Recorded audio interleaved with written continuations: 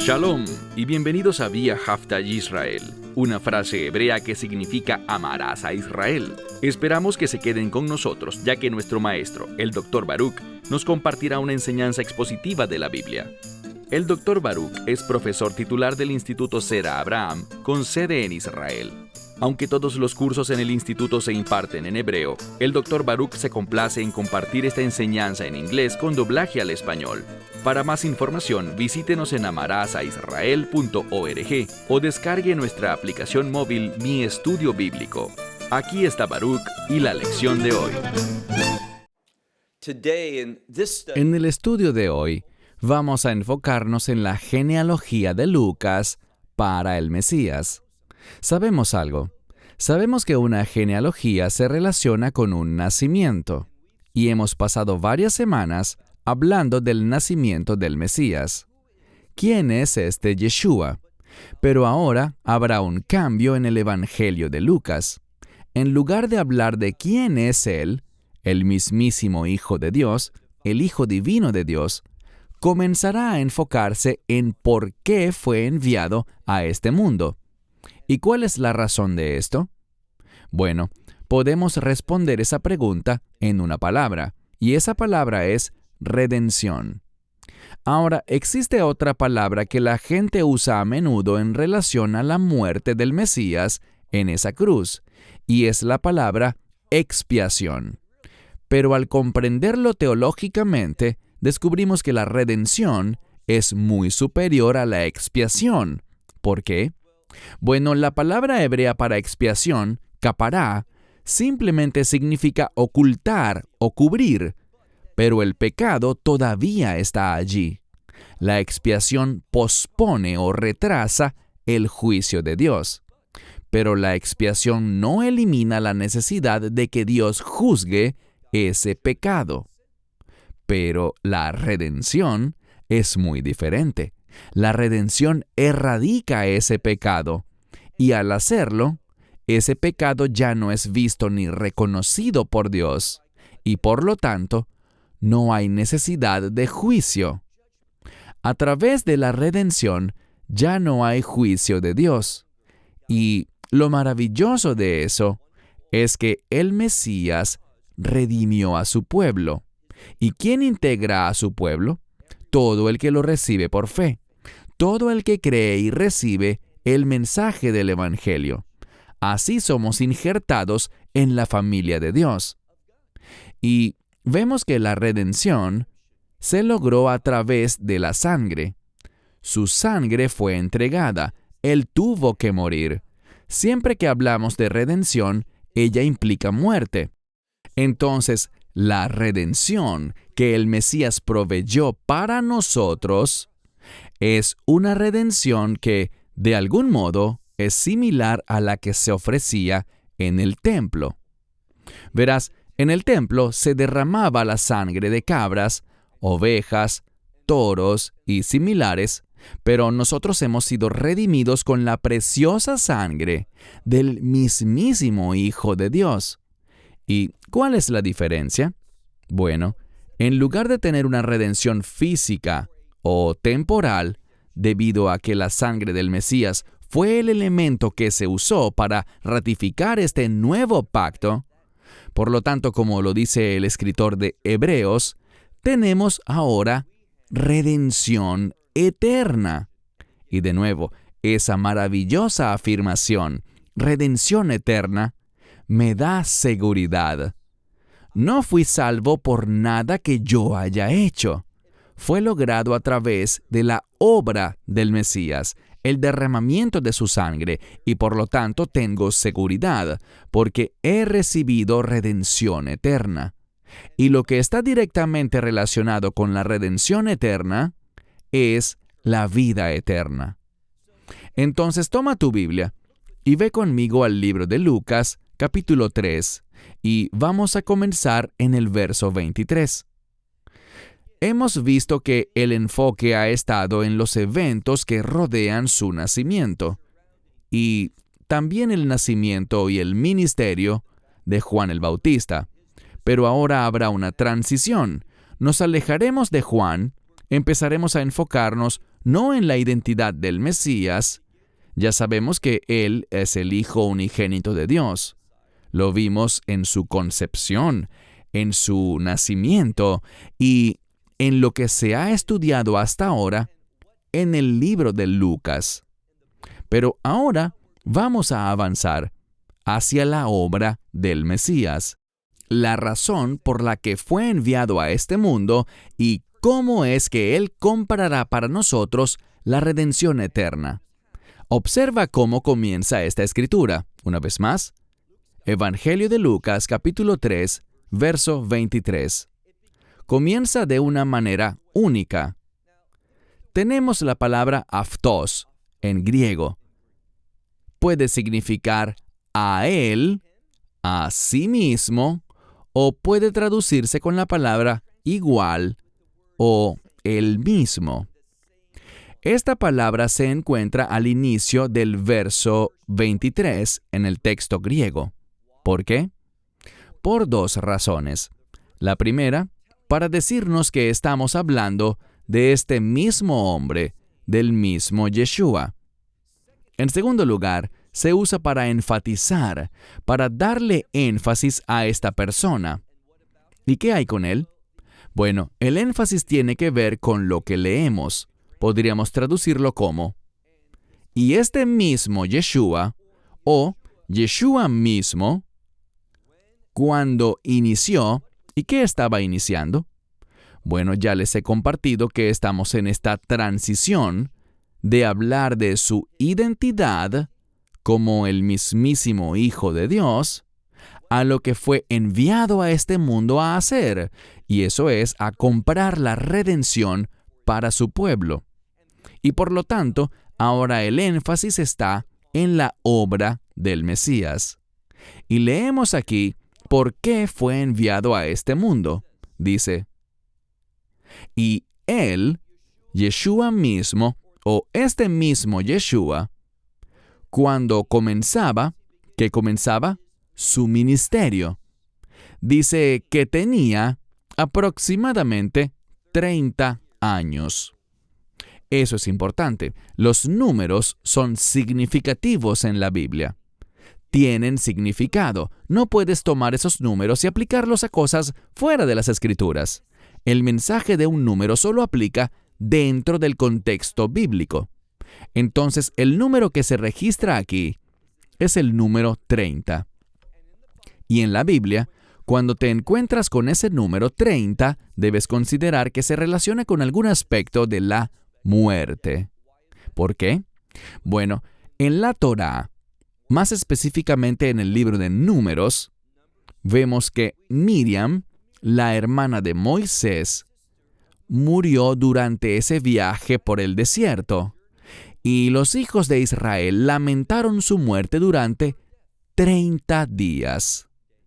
De manera similar, su otro hermano, Aarón, murió, y también los hijos de Israel no continuaron su viaje, sino que se detuvieron para lamentar esa muerte durante 30 días. El 30 en la Biblia, con frecuencia, se relaciona con la muerte. Te daré otro ejemplo. Sabemos que Judas Iscariote, cuando traicionó al Mesías, cuando dio la información y participó en el arresto de Yeshua, como pago por hacerlo recibió ¿cuántas? 30 monedas de plata. Entonces el 30 está relacionado con la muerte. Por lo tanto, cuando leemos este verso y nos dice que al comenzar ¿qué? Su ministerio tenía aproximadamente 30 años. Eso busca decirnos algo muy importante, que Dios el Padre envió a su Hijo a este mundo para un propósito. ¿Qué propósito? Para morir. Y debemos recordar que la Pascua es la fiesta de la redención. Veremos más adelante en nuestro estudio de Lucas, dentro de muchos meses, que Yeshua fue colgado en esa cruz. ¿En qué día fue crucificado? En lo que se conoce como el día de la preparación, que es otro nombre para la Pascua, porque Él es nuestro Cordero de Pascua. Eso es lo que nos dice el apóstol Pablo.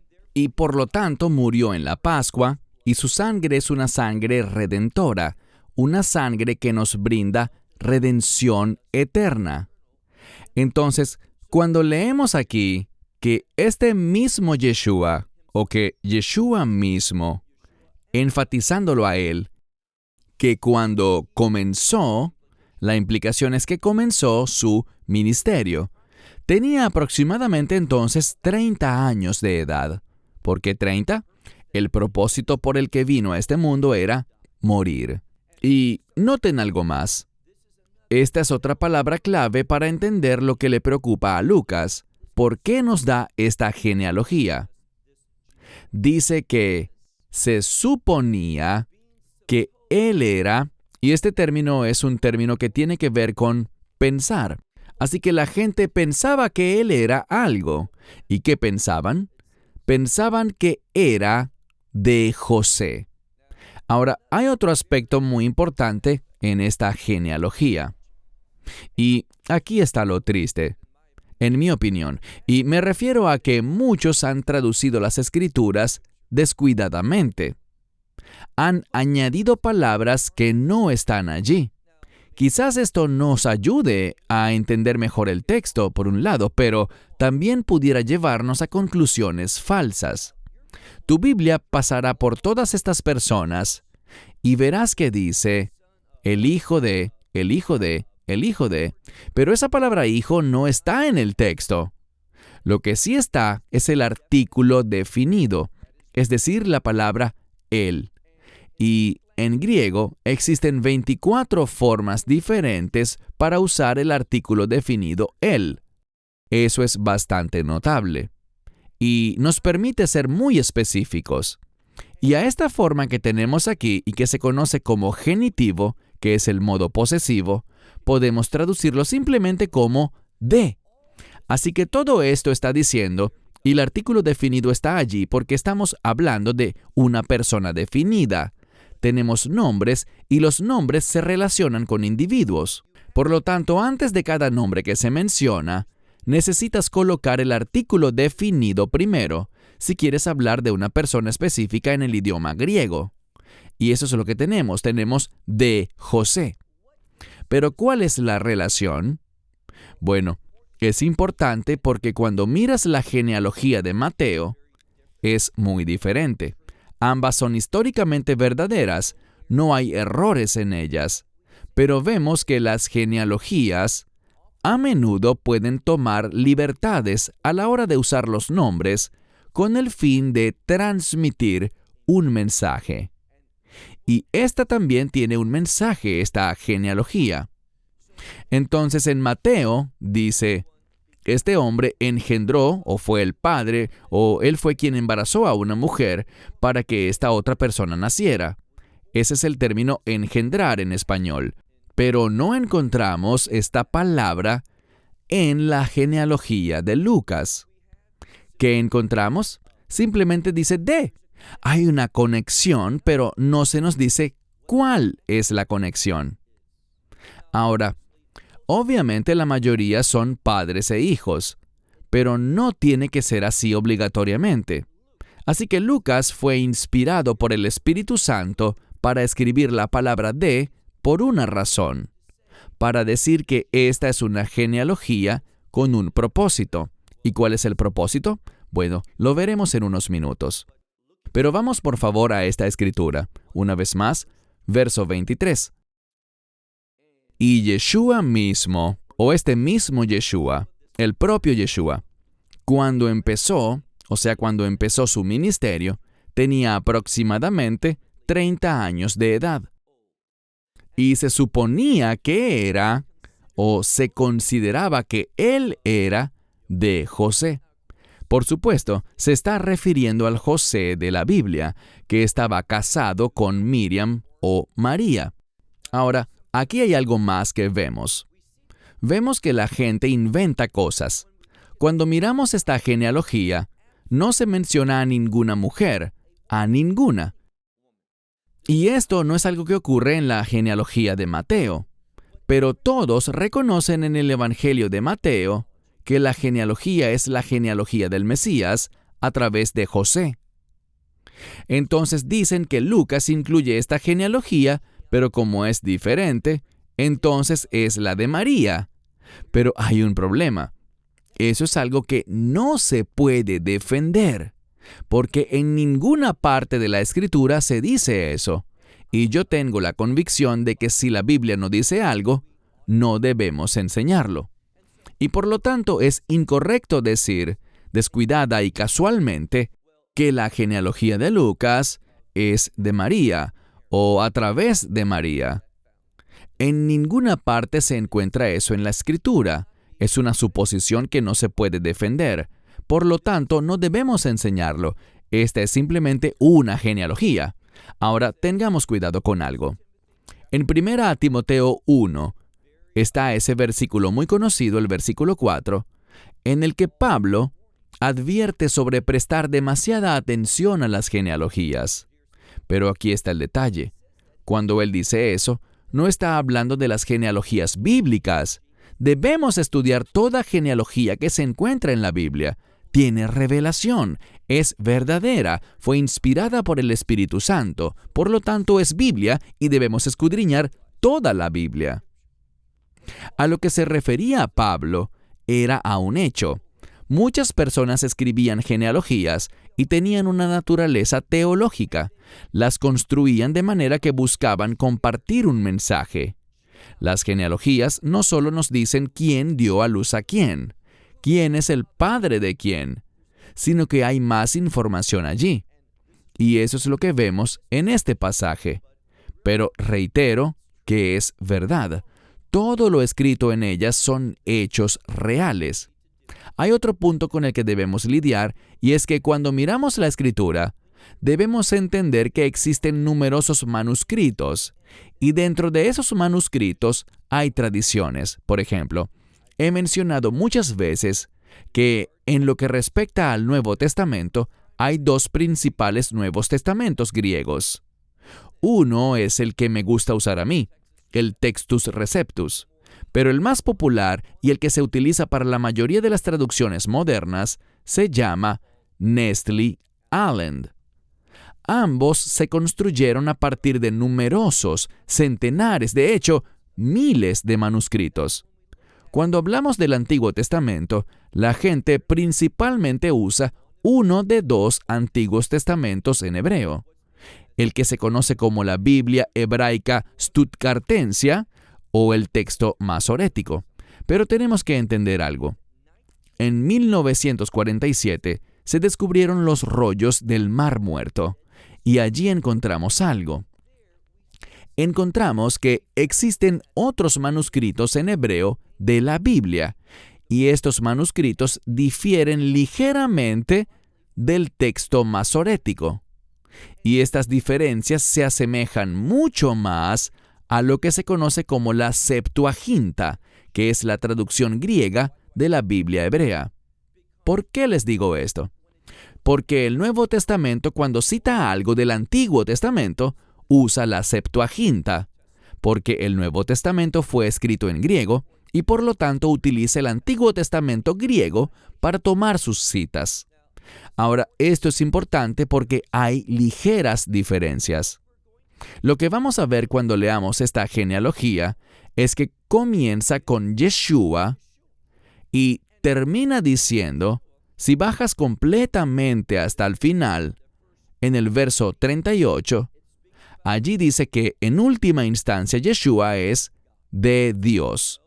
Bien, sabemos que Él es el Hijo de Dios, pero aquí simplemente dice de Dios. ¿Y por qué eso es importante? Porque habla de su divinidad.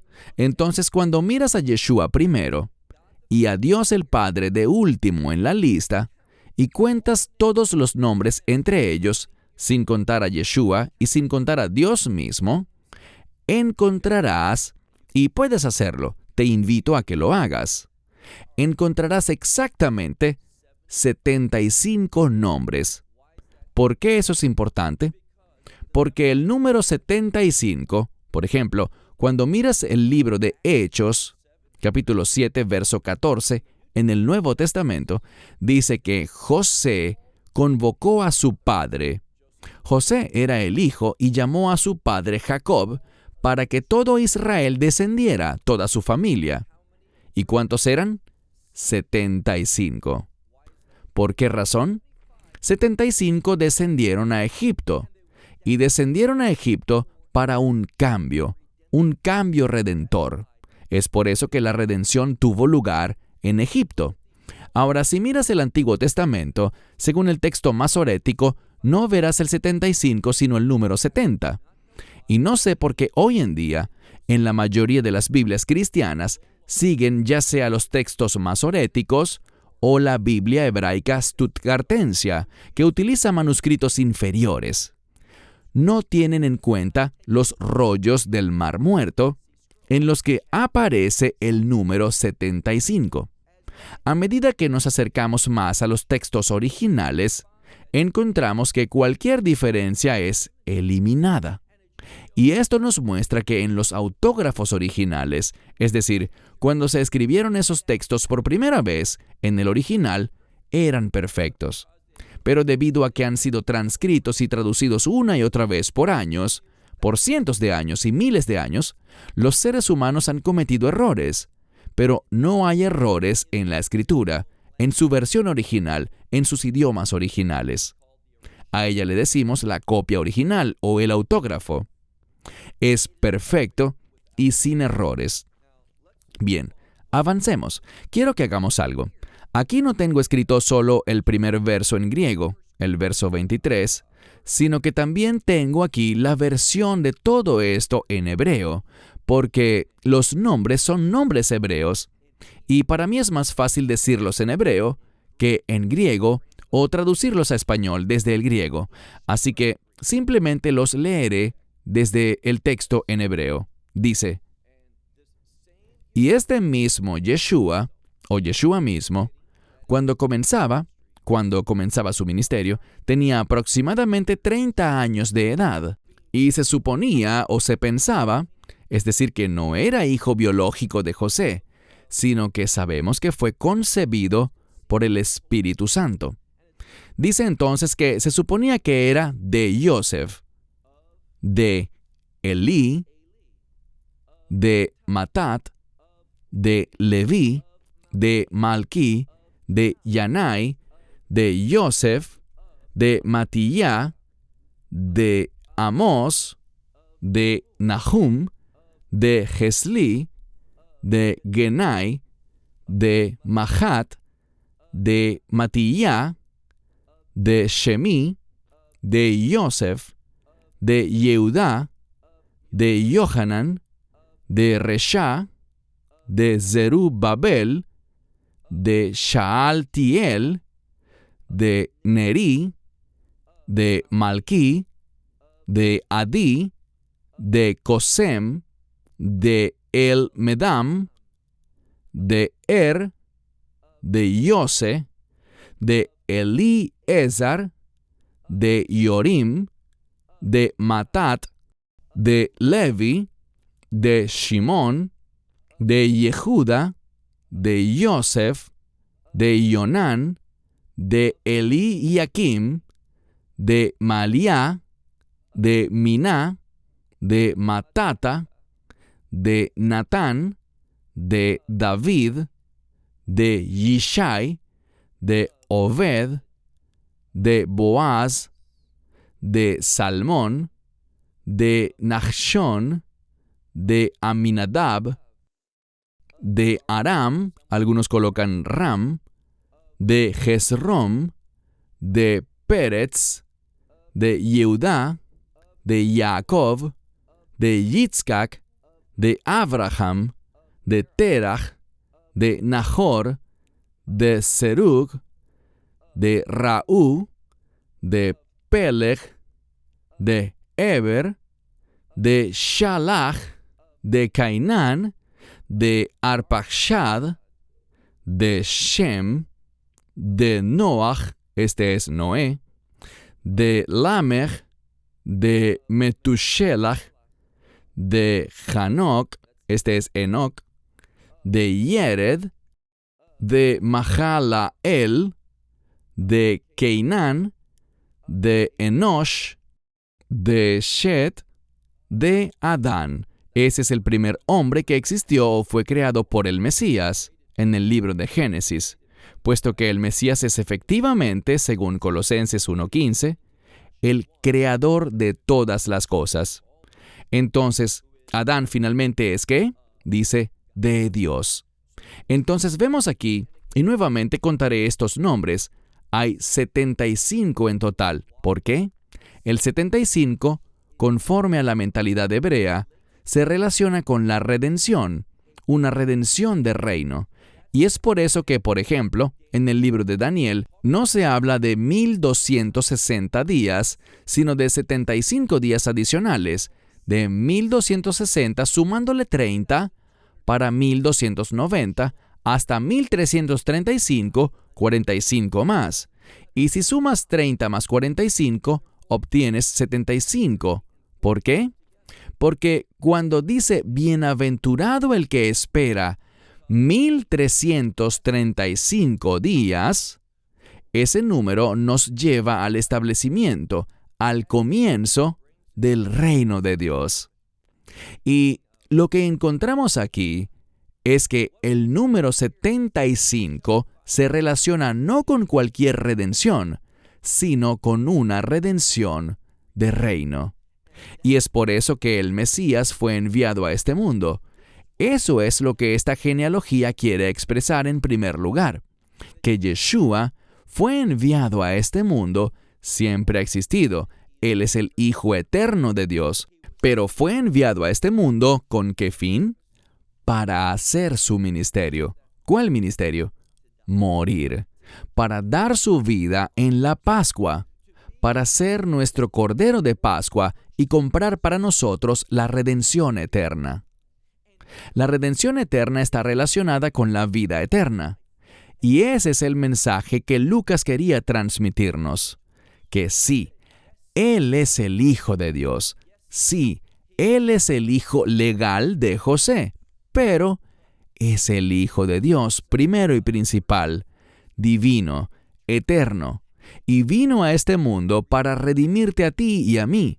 Y puedes tener esa redención, esa vida eterna, solo de una manera: aceptándolo a Él, creyendo en el Evangelio, que Él murió, pero no solo estuvo muerto y sepultado, sino que resucitó de entre los muertos para mostrarnos la victoria sobre el pecado y sobre la muerte que podemos tener eternamente en el reino de Dios.